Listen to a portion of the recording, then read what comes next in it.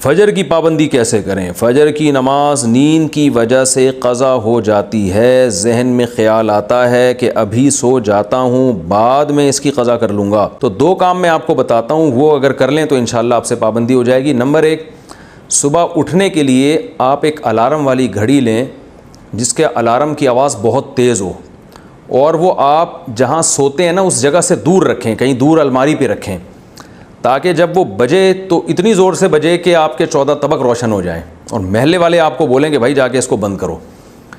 तो और दूसरी बात ये होगा, दूर रखने का फ़ायदा ये होगा कि आप फ़ौरन वहीं सोते सोते हाथ मार के बंद नहीं करेंगे, बल्कि आपको उठ के चल के जाना पड़ेगा उसे बंद करने के लिए। तो इतनी तेज़ आवाज़ हो कि आप दौड़ते हुए जाएँ उठ के, तो इससे इंशाअल्लाह आपकी आधी नींद भी गायब हो जाएगी और जो सुस्ती थी वो भी कम हो जाएगी और आप इंशाअल्लाह उठ भी जाएंगे। दूसरा काम आपने ये करना है कि जिस दिन फ़जर की नमाज क़ज़ा हो जाए उस दिन आपने फ़जर सुबह का नाश्ता नहीं करना है।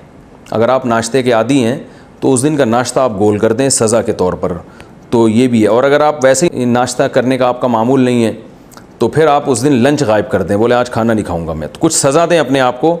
तो इससे इंशाअल्लाह आहिस्ता आहिस्ता इस बुरी आदत से आपकी जान छूट जाएगी।